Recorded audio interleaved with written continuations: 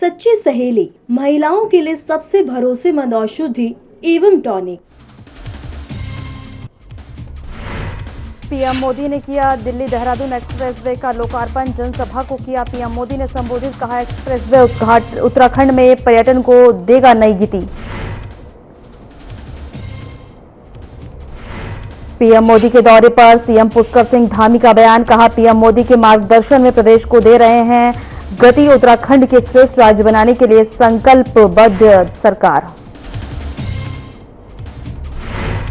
बैसाखी के अवसर पर सीएम धामी से मिला सिख प्रतिनिधिमंडल। सीएम धामी को सरोपा भेंट कर किया सम्मानित। वहीं सीएम ने सभी को दी बैसाखी की शुभकामनाएं। दिनेशपुर के युवक की गुजरात में करंट लगने से हुई मौत। काम के दौरान हुआ हादसा। मृतक के परिवार पर टूटा दुखों का पहाड़।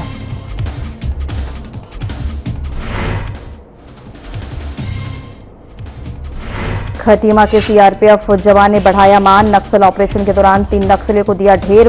राष्ट्रीय वीरता पुरस्कार से हुए सम्मानित।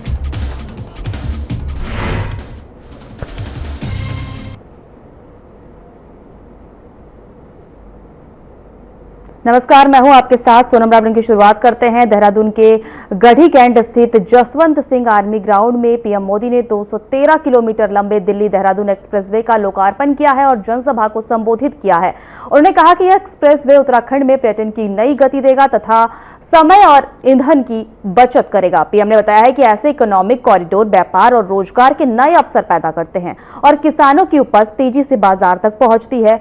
वन्य जीवों की सुरक्षा के लिए 12 किलोमीटर एलिवेटेड रोड बनाया गया है। उन्होंने हरिद्वार, कुंभ और नंदा राज्य जात यात्रा के मद्देनजर रखते हुए स्वच्छता बनाए रखने की अपील भी की है।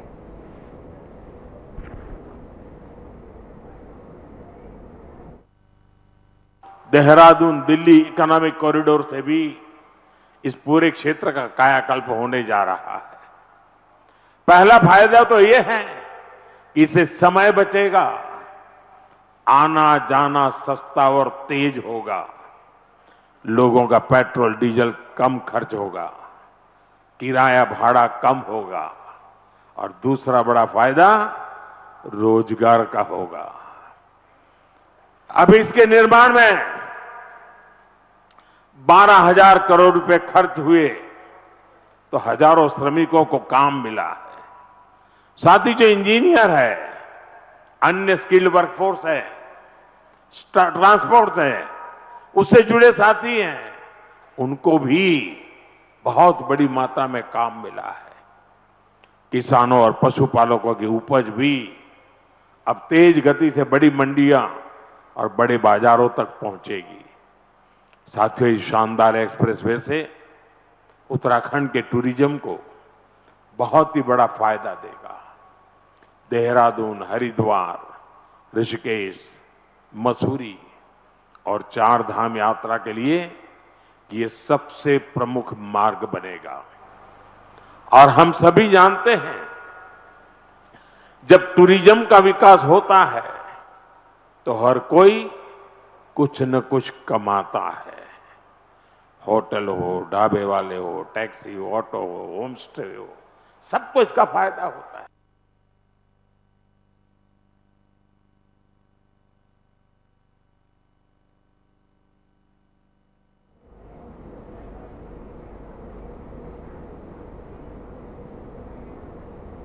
दिल्ली देहरादून कॉरिडोर के लोकार्पण के बाद पीएम मोदी ने उत्तराखंड में विंटर टूरिज्म, विंटर स्पोर्ट्स और वेड इन उत्तराखंड जैसे अभियानों की सराहना करते हुए कहा है कि राज्य अब 12 पर्यटन की दिशा में तेजी से आगे बढ़ रहा है। आपको बता दें कि पीएम ने आदि कैलाश ओम पर्वत यात्रा का उल्लेख करते हुए पर्यटकों की बढ़ती संख्या पर संतोष जताया। उन्होंने कहा है कि विकास के लिए प्रगति, प्रकृति और संस्कृति का संतुलन जरूरी है। वहीं इसी दृष्टि से परियोजनाएं तैयार की जा रही हैं।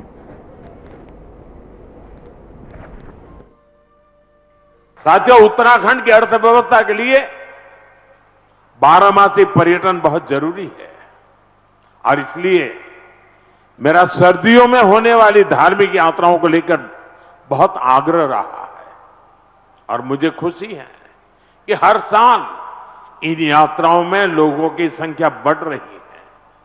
आपको याद होगा मैं 2023 में आदि कैलाश और ओम पर्वत पहले बहुत जाता था, बीच में बिल्कुल जा नहीं पाया। कई वर्षों के बाद मैं गया और मुझे मुख्यमंत्री जी बता रहे थे, गवर्नर साहब बीच में आए, वो भी बता रहे थे कि 2023 में मैं वहां गया और उसके बाद बहुत बड़ी संख्या में श्रद्धालु वहां जा रहे हैं। पहले वहां कुछ 100 लोग ही सर्दियों में यात्रा के लिए जाते थे। साल 2025 में करीब करीब 40,000 से अधिक लोगों ने इन पवित्र स्थानों की यात्रा की। कभी 1,000 नहीं होते थे, अगर 40,000 पहुंचते हैं तो यहां के लोगों की रोजी रोटी की कितनी बड़ी ताकत आ जाती है। इसी तरह 2024 में शीतकालीन चारधाम यात्रा में करीब 80,000 श्रद्धालु आए थे। 2025 में यह संख्या 1.5 लाख पार कर चुकी है।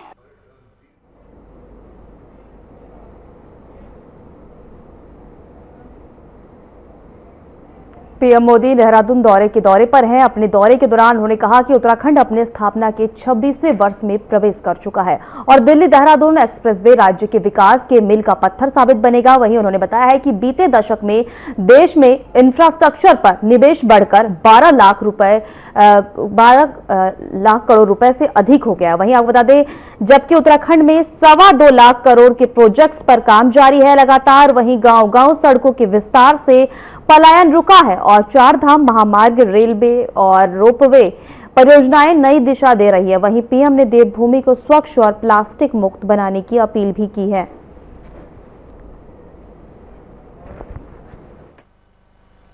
कभी उत्तराखंड के गांव में सड़क के इंतजार में पीढ़ियां बदल जाती थी। आज डबल इंजन सरकार के प्रयासों से अब सड़क गांव तक पहुंच रही है।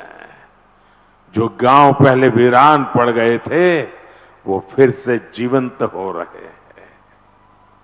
4 धाम महामार्ग परियोजना हो, रेल परियोजनाओं का विस्तार हो, केदारनाथ और हेमकुंड साहिब रोपवे हो, विकास की ये रेखाएं इस क्षेत्र के कोने कोने में जीवन की भी भाग्य रेखाएं बन रही है।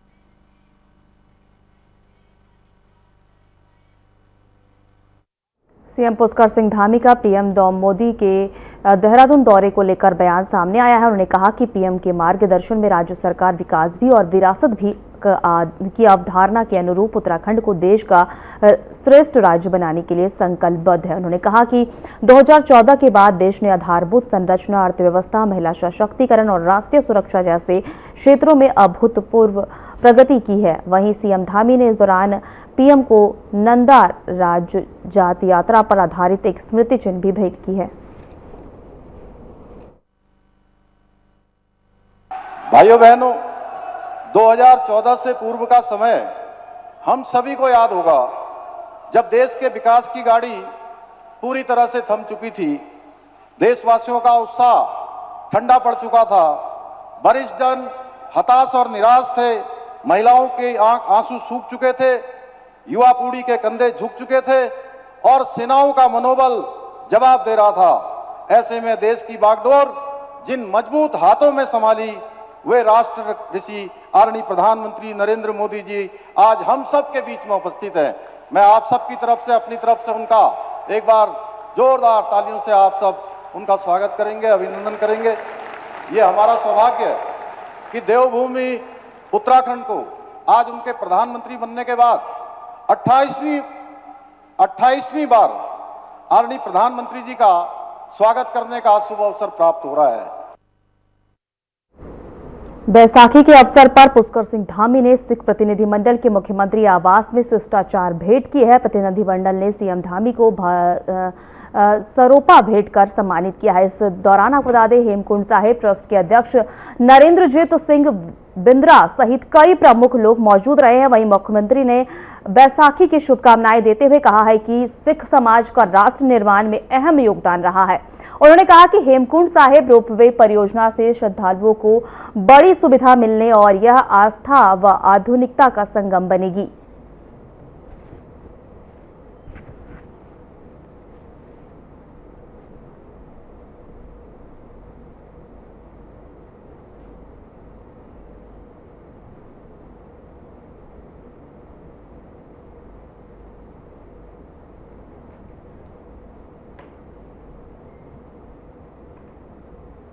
देहरादून में केंद्रीय राजमार्ग मंत्री नितिन गडकरी ने दिल्ली देहरादून एक्सप्रेसवे के शुभारंभ अवसर पर उत्तराखंड को बड़ी सौगात देते हुए राज्य में करीब 80,000 करोड़ रुपए के प्रोजेक्ट्स पाइपलाइन में जो विकास की नई रफ्तार देंगे। वहीं साथ ही नितिन गडकरी ने कहा कि इस एक्सप्रेसवे से दिल्ली देहरादून का सफर 6 घंटे से घटकर 2.5 घंटे हो जाएगा, जिससे पर्यटन, व्यापार और रोजगार को बढ़ावा मिलेगा।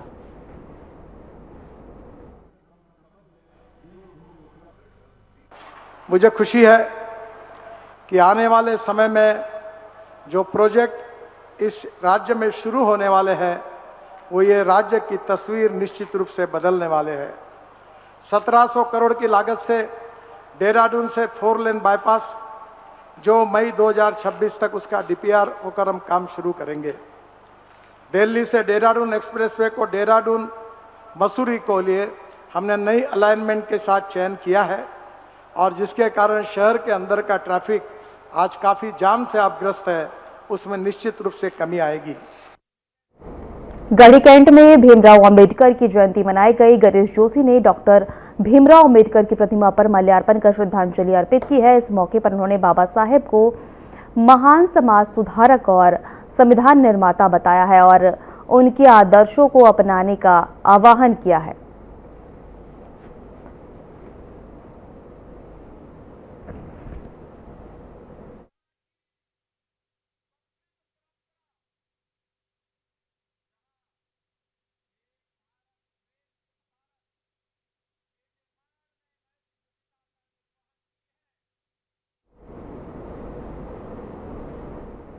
हल्द्वानी में अंबेडकर जयंती धूमधाम से मनाई गई है। इस अवसर पर शहर में भव्य शोभा यात्रा निकाली गई है, जिसमें बड़ी संख्या में लोगों ने भाग लिया है। शोभा यात्रा शहर के विभिन्न मार्गों से होते हुए तिकोनिया चौराहे पहुंची, जहां फूलों की वर्षा पर भव्य स्वागत किया गया। वहीं इस दौरान कई जनप्रतिनिधियों और सामाजिक संगठनों ने भाग लिया और बाबा साहेब के विचारों को जन जन तक पहुंचाने का आह्वान किया।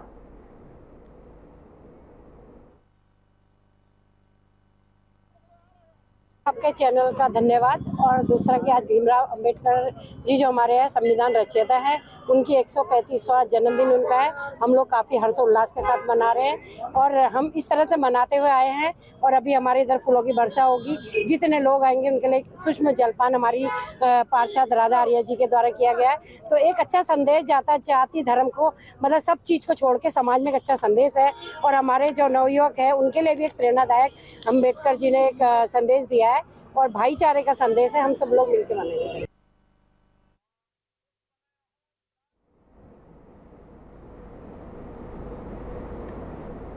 हरिद्वार में डॉक्टर भीमराव अंबेडकर की 135वीं जयंती धूमधाम से मनाई गई। डॉक्टर भीमराव अंबेडकर जनोत्सव समिति द्वारा शहर में विभिन्न कार्यक्रम आयोजित किए गए हैं, जहां उनकी प्रतिमा पर माल्यार्पण कर श्रद्धांजलि अर्पित की गई है। इस अवसर पर सांस्कृतिक प्रस्तुतियां, रक्तदान शिविर और मेधावी छात्रों को सम्मान भी किया गया है। वहीं वक्ताओं ने बाबा साहेब के संविधान निर्माण और सामाजिक समानता के लिए योगदान को याद करते हुए युवाओं से उनके आदर्शों पर चलने का आह्वान किया है। वहीं बड़ी संख्या में लोगों ने कार्यक्रम में पहुंचकर उन्हें नमन किया। देखिए, बाबा साहब भीमराव अंबेडकर का योगदान भारत ही नहीं पूरा विश्व बाबा साहब भीमराव अंबेडकर के योगदान को हमेशा मानता है और मानता रहेगा। बाबा साहब भीमराव अंबेडकर ऐसे नहीं विश्व रत्न कहे जाते। उन्होंने 32 डिग्री हासिल की और संविधान बनाने में जो महत्वपूर्ण भूमिका थी वह बाबा साहब भीमराव अंबेडकर जी की थी। 2 वर्ष 11 माह 18 दिन में अगर संविधान बनता है तो बाबा साहब भीमराव अंबेडकर जी उस समिति के अध्यक्ष थे। और बाबा साहब भीमराव अंबेडकर जी ने जो संविधान बनाया वह सभी समाज को ध्यान में रखकर बनाया। उसमें कहीं पर भी यह व्यवस्था नहीं की गई कि ये जो संविधान है केवल अनुसूचित समाज के लिए है।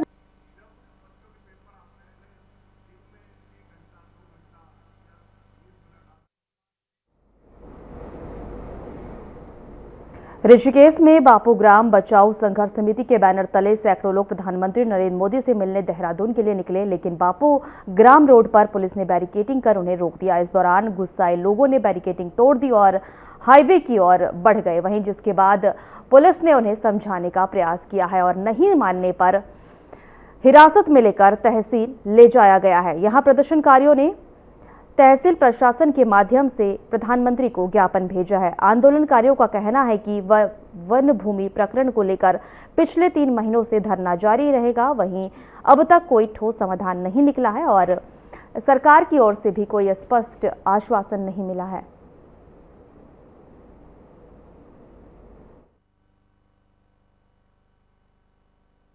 बेपोग्राम की जनता ने ये मन बनाया कि हम सब लोग जाएंगे और माननीय प्रधानमंत्री जी से अपनी डिमांड करेंगे कि हम लोग पीड़ित हैं, हमारी समस्या का समाधान कीजिए।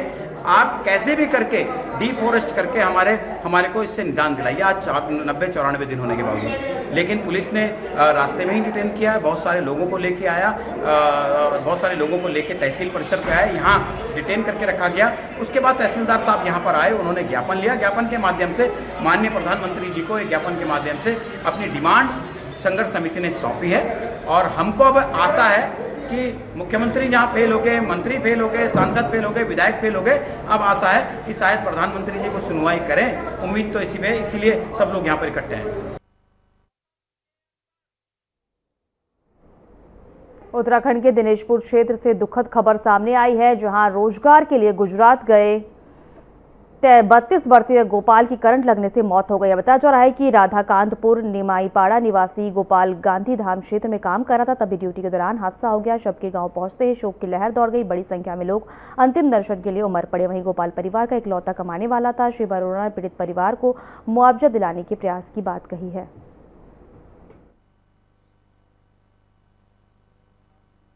गुजरात के कच्छ गांधी धाम में काम करने वाला हमारे राधाकांतपुर का एक युवा गोपाल, जो वहाँ काम करता था, उसके करंट लगने से नौकरी करते समय ड्यूटी पर उसकी मौत हो गई। आज उसका शव घर पे आया है। बहुत दुखद है। पूरे गांव में, परिवार में जितने रिश्तेदार हैं, सब बहुत दुखी हैं। बहुत कष्ट का समय है। परिवार भी बहुत निर्धन है। परिवार में पिताजी का देहांत पहले हो चुका है और उसकी पत्नी और 2 छोटे बच्चे, एक 9 साल का, एक 6 साल का, एक 9 महीने का। राधाकांतपुर ग्राम सभा के निमाईपाड़ा में ये गोपाल, जो कि यहाँ रहता था और अभी वहाँ गुजरात कच्छ में एक फैक्ट्री में काम करने के लिए गया था, वहाँ करंट लगने से इसकी मौत हो गई है। और सारे यहाँ जनप्रतिनिधि, ग्राम प्रधान या ब्लॉक प्रमुख, एमएलए सब लोग यहाँ सहयोग कर रहे हैं और प्रयासरत हैं कि इनके परिवार को कोई आर्थिक सहायता मिल जाए। कंपनी प्रबंधक से भी सब जनप्रतिनिधि की बात चल रही है और आशा और विश्वास भी है कि जो गरीब परिवार है, बच्चा जिसका गया क्योंकि उसका कमाने वाला कोई नहीं है, तो 2 बच्चे हैं उसके, पिता भी उसके नहीं है।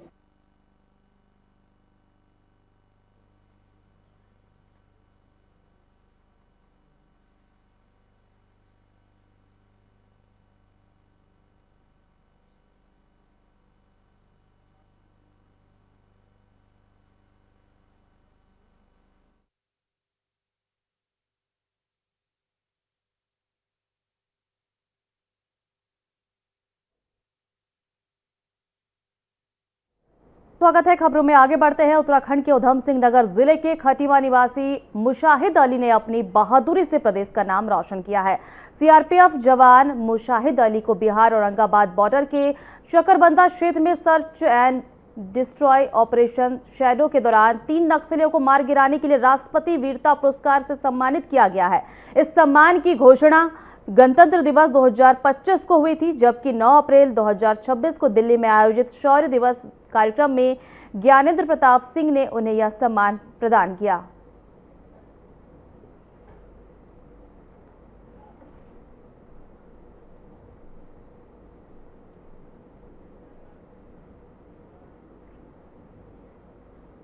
टिहरी में जिलाधिकारी नितिन खंडेलवाल की अध्यक्षता में जनता मिलन कार्यक्रम का आयोजन किया गया, जिसमें दूर दराज क्षेत्र से पहुंचे ग्रामीणों ने अपनी समस्याएं रखी। इस दौरान 58 शिकायतें दर्ज की गई, वहीं जिनमें से अधिकांश का निस्तारण मौके पर ही कर दिया गया। वहीं आपको बता दें कि जबकि जटिल मामलों को संबंधित विभागों को भेजा गया। कार्यक्रम में पुनर्वास और मुआवजे से जुड़े मामलों की संख्या सबसे अधिक रही है, जिस पर डीएम ने टीएचडीसी को कार्रवाई के निर्देश दिए हैं। अगर मैं बताऊं तो पुनर्वास की शिकायतें बीच में काफ़ी इनफैक्ट कम भी हो गई थी, अब बढ़ गई हैं। दूसरी चीज़, पुनर्वास में बहुत सारे अलॉटमेंट के मैटर्स, लॉटरी की प्रक्रिया और उसके चलते हुए अभी होल्ड पे हैं, मतलब या फिर डिलेज हैं, तो वो मैटर्स आ रहे हैं। तो मुझे लगता है कि जैसे जैसे लोगों की पात्रता बनी है, क्योंकि बहुत सारे मैटर्स हाईकोर्ट से रेफर होकर आ रहे हैं जिसमें लोगों की पात्रता को हाईकोर्ट ने देखा या हाईकोर्ट ने डायरेक्टर रिहैबिलिटेशन को पुनर्वास निदेशक को सुनने के लिए बोला, तो नई नई पात्रता जो बन रही है उसमें लोगों को आवंटन भी होना है। कुछ पुनर्वास में डिलेज भी हैं बिकॉज लोगों को आवासीय दे दिया गया बट कृषि रह गया, या कृषि दे दिया गया आवासीय रह गया। तो उसको देखते हुए हम कोशिश करेंगे समयबद्ध तरीके से इसको जरूर निस्तारित करें।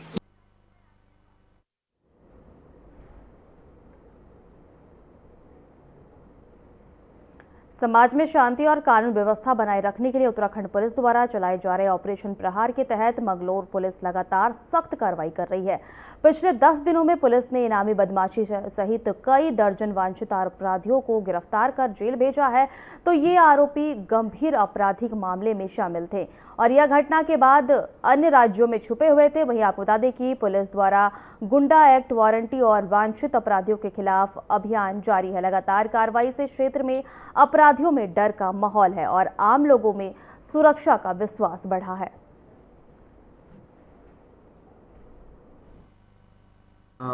मुख्यालय स्तर से जो अभियान चलाया गया है ऑपरेशन प्रहार, उसमें वरिष्ठ पुलिस अधीक्षक महोदय हरिद्वार के दिशा निर्देशन में जो जनपद हरिद्वार है उसमें भी विभिन्न जो मुद्दे हैं उनको लेकर ऑपरेशन प्रहार चलाया गया है। जैसे कि इसमें जो वांछित पेशेवर और जो फरार अपराधी हैं जिनको बहुत टाइम से पुलिस ट्रैक कर रही थी, तो उनके लिए जो है अलग अलग टीमें गठित हुई हैं।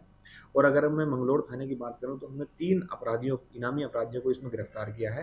उसी के साथ में कुल जो 38 वारंटी थे वो भी पिछले 10 दिनों में गिरफ्तार किए गए हैं।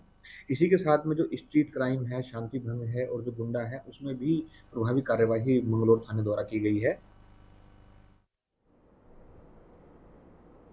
फिलहाल हमारे खास बुलेटिन में इतना ही। नमस्कार।